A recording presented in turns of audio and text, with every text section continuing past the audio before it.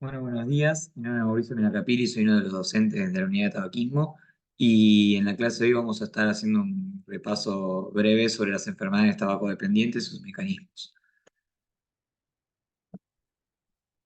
Recordar que una de las relevancias de esta optativa y del por qué tratar con tanto ímpetu el tabaco es que el tabaquismo es la primera causa de enfermedad y muerte a nivel mundial y esta etiología es totalmente prevenible con el cese del consumo y el no inicio del mismo.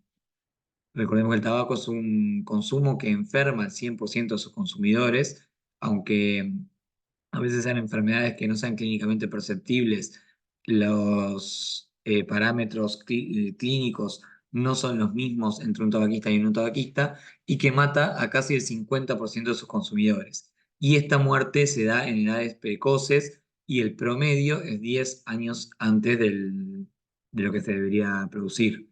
A nivel mundial estamos aproximadamente en 8 millones de muertes causadas por el tabaco y hasta el 15% de estas muertes depende. Ahora más adelante lo vamos a ver, depende del análisis que se haga, es en pacientes no tabaquistas. En Uruguay, el costo anual en salud secundario a enfermedades tabaco dependientes es superior al 2,5% del Producto Bruto Interno. Bien, ¿por qué se dan estas enfermedades tabaco-dependientes? En principio es la inhalación de más de las 7.000 sustancias químicas tóxicas que ya incluye el tabaco en sí y que muchas de estas se desencadenan a través del consumo inhalado. Se da disfunción endotelial, lo que da una aterosclerosis precoz, mutaciones en ADN que terminan desencadenando cánceres y la degradación del tejido pulmonar que termina desembocando en lo que es la enfermedad pulmonar obstructiva crónica o la EPOC. Bien, uno de los subproductos del consumo de tabaco fumado es el monóxido de carbono. Este es un subproducto de la combustión que uno de los efectos adversos graves que tiene es la unión tan fuerte que tiene a la hemoglobina, formando carboxihemoglobina. Esta unión es hasta 240 veces mayor que la del oxígeno, produciendo hipoxia tisular y generando estrés oxidativo a través de la inhibición de las rutas metabólicas intracelulares, lo que produce el estrés a nivel de los tejidos y la consiguiente muerte celular. ¿Qué relevancia clínica tiene el monóxido para nosotros que hacemos cesación? Es un parámetro objetivo que se puede medir, que representa un dato en la motivación para la cesación y que a las 24 horas después del cese del consumo rápidamente desciende. No hay una correlación clara, pero sí entre mayor consumo de cigarro, mayor es la intoxicación por monóxido de carbono. Hay puntos de corte un punto de corte menores a 6, entre 0 y 5, en la población general son aceptables por el monóxido de carbono que hay en el ambiente normal. Una ligera intoxicación hablamos entre 6 y 10, moderada entre 11 y 30 y mayor a 30 severa. Estos parámetros, a medida que el paciente va dejando de fumar, van mejorando y no habla de que el daño celular se vaya revirtiendo, pero sí que algunos de los tóxicos que podemos medir, como siendo el monóxido, va disminuyendo a nivel de la concentración alveolar. Después tenemos sustancias oncogénicas que son propias de la hoja de tabaco y que muchas de estas surgen también durante el proceso de manufactura por la curación del mismo, por el proceso de ahumado que se hace. Estas son las nitrosaminas, son sustancias altamente oncogénicas. Después tenemos los benzopirenos, que son secundarias a la combustión y que sepan que todas las formas de consumo de tabaco pueden causar cáncer. La forma fumada es la más conocida y la que más se usa acá en Uruguay, pero también hay formas de consumo de tabaco mascado o tabaco inhalado, como es el rapé, y que esos procesos también son oncogénicos porque la planta de tabaco es una planta que tiene productos oncogénicos. Y lo importante es que todos los procesos oncogénicos que se desencadenan con el consumo de tabaco son reversibles o parcialmente reversibles con la cesación. Las enfermedades respiratorias, la más conocida de todas es la EPOC, ¿tá? Que es una patología que se da por destrucción parenquimatosa del pulmón y que esta es progresiva e irreversible. Independiente del cese, la patología no disminuye su severidad, pero sí logramos que no siga avanzando. Otras de las enfermedades pulmonares vinculadas al tabaco son las infecciones. Hay mayor riesgo de neumonías y de tuberculosis y peor pronóstico de las mismas. ¿Ah? El tabaquismo, como venimos hablando, provoca el aumento de la prevalencia de los síntomas respiratorios. Los tabaquistas suelen ser tosedores crónicos y espectadores crónicos por la hipertrofia de las células caliciformes, y esto termina llevando a una disminución de la función pulmonar por rigidez pulmonar. El, el humo de tabaco, a su vez, causa inflamación que libera enzimas proteolíticas que lo que hacen es destruir el parénquima y a llegar a lo que se llama el enfisema, que es eh, contenido aéreo dentro del pulmón por destrucción del parénquima sano. ¿Tá? A su vez inhibe la antiproteasa, lo que aumenta aún más la destrucción y los hace más hiperreactivos frente, generando broncoespasmo frente a estímulos menores. Bien, y como decíamos antes, también provoca la hiperplasia de las células caliciformes, lo que genera que sean bronquíticos crónicos, es decir, el hecho de ser expectoradores crónicos todos los diarios. Bien, las enfermedades cardiovasculares son las que causan más muerte entre los tabaquistas. Estas globalmente generan hipertensión, cardiopatía isquémica, ataques cerebrovasculares y enfermedad arterial periférica. Se da un aumento de la trombogénesis, aumento de las catecolaminas, lo que hace un aumento del tono arterial y da disfunción endotelial con aumento de la adhesión de los lípidos a la pared endotelial. ¿Y qué importancia tiene el tabaquismo como factor de riesgo cardiovascular? 45% de los infartos de hombres son vinculados al tabaco y 40% de los infartos en mujeres, el principal factor de riesgo era tabaco. De estos, 50-55% de los ataques cerebrovasculares, también el principal factor de riesgo fue el tabaco, y en la arteriopatía obstructiva de miembros inferiores, casi que el 100% de los pacientes que sufren esta patología son tabaquistas. El consumo, la intensidad del consumo no se tiene una correlación a mayor consumo, mayor lesión, pero ya con consumos muy bajos, como 1 a 5 cigarros por día, duplica el riesgo de infarto e inhibe los efectos de las aspirinas y las estatinas cuando hablamos de nuevos eventos. Acá tenemos una tabla que nos muestra, frente a un paciente que ya tuvo un evento coronario, los fármacos, cómo mejoran, qué impacto tienen en nuevos eventos o en muerte. Y vemos que la aspirina disminuye un 20% los nuevos eventos coronarios, un 23% el IAM no fatal. Los betabloqueantes disminuyen un 29% un nuevo evento coronario, mientras que los antihipertensivos un 15% y las estatinas un 30%, mientras que dejar de fumar disminuye un 32% el infarto agudo de miocardio no fatal y da una disminución del 36% de muerte de origen cardiovascular. Vemos que siendo lo más costo efectivo de todas estas intervenciones es el dejar de fumar.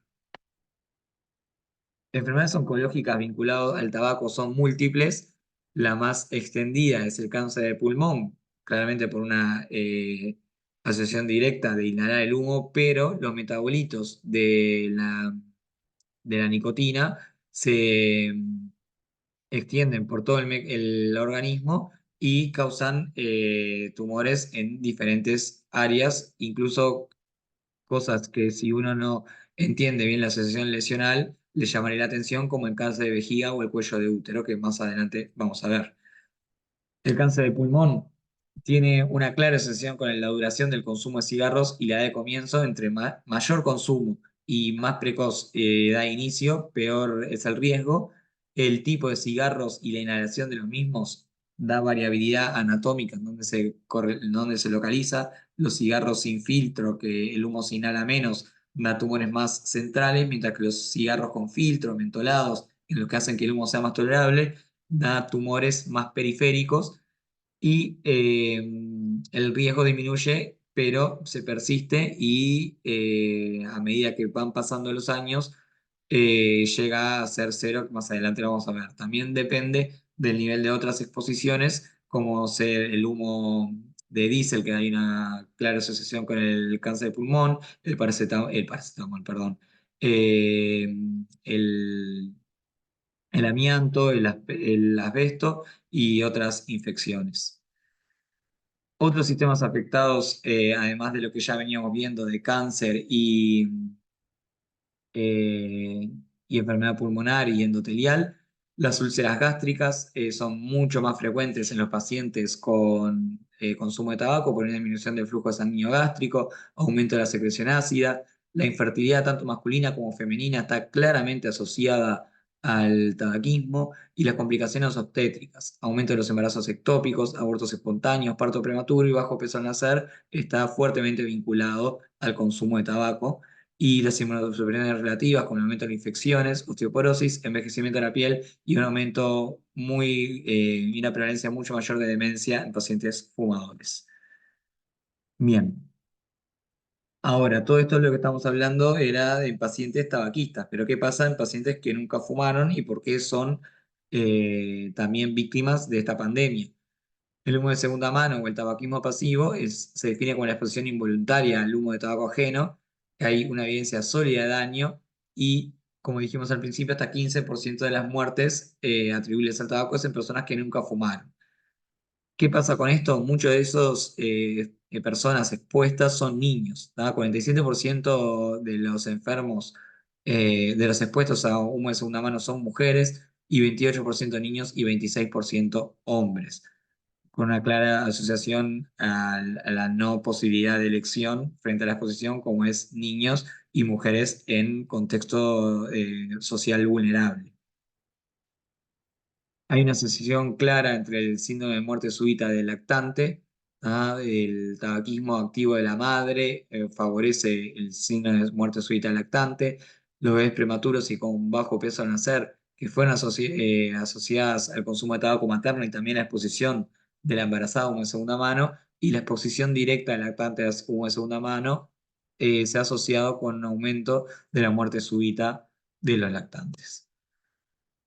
Bien, ahora, todo esto que venimos hablando, ¿es daño irreversible o hoy vemos beneficios frente al cese? Ahí a los 20 minutos ya de que un paciente deja de fumar, hay una disminución de la frecuencia cardíaca, la presión arterial y el consumo periférico de oxígeno ya mejora. En las primeras horas hay mejor oxigenación de la sangre, por lo que hablábamos más temprano de la oxigenación, de la unión mucho más fuerte de la carboxihemoglobina a la hemoglobina, que eso con el correr de las horas corrige. En los primeros días se recupera el gusto y el olfato, mejora el aspecto de la piel. En los primeros 3 meses mejora la capacidad de tolerancia al ejercicio y disminuye los síntomas respiratorios como la tos y la expectoración.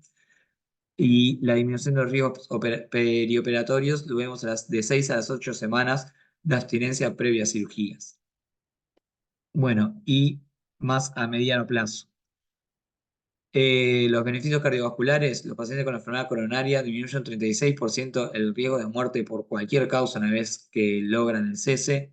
En el primer año disminuye el 50% el riesgo de infarto y continúa disminuyendo por 5 años, incluido el segundo evento. Luego de una revascularización disminuye el riesgo de restenosis y el riesgo de accidente cerebrovascular comienza a disminuir a los 2 años y a los 15 años se aproxima al de no fumadores. En los pacientes con anteriopatía obstructiva crónica mejora la tolerancia al ejercicio y hay menor riesgo de amputación y mayor sobrevida. Los beneficios cardiovasculares, una vez que se implementó en Uruguay el no consumo dentro de lugares cerrados, hubo un gran descenso de los eventos cardiovasculares, sobre todo en expuestos a humo de segunda mano. Hoy volvemos un poco para atrás a la exposición de humo de segunda mano. Hoy hablamos que hasta 15% de las muertes son atribuibles a tabaco en personas que nunca fumaron. Esto es a nivel mundial. No todos los países tienen la misma reglamentación con respecto al uso de tabaco dentro de lugares cerrados. Hay lugares que todavía está extendido el consumo en lugares públicos cerrados. En Uruguay probablemente hoy en día sea bastante menor que el 15% de las muertes atribuibles al tabaco, dado que ya hace 20 años que no se fuma en lugares públicos cerrados, de acceso público y que sean cerrados. Bien. Bueno, los beneficios frente a enfermedades oncológicas. El cáncer pulmonar se reduce un 50% después de los 10 años del cese. El cáncer respiratorio superior a los 10 años se aproxima al de personas no fumadoras. El de vía urinaria alta, riñón y uréter quedan 60-70% disminuidos luego de los 10 años del cese. El de vejiga le puede llamar la atención que es el que disminuye, el que menor disminuye el riesgo. 30% a los 4 años y luego de 25 años de cese persiste el riesgo siendo mayor que en los no fumadores. Y en el cáncer de páncreas disminuye un 30% del riesgo a los 10 años de haber cesado. Y bueno, como concepto de este teórico, lo que tienen que sacar es que la medida más costo efectiva y que disminuiría mayor cantidad de muertes y morbilidad en los próximos años es la cesación del consumo del tabaco y como corolario de la misma frase, el no inicio del consumo es lo que más vidas salvaría y lo menos costoso que tenemos, más allá de todos los avances científicos que hagamos con respecto a la salud humana. Bueno, muchas gracias. Cualquier duda que tengan, la pueden consultar mismo en EVA o de manera presencial en, en las clases que tendremos durante lo que dure la optativa.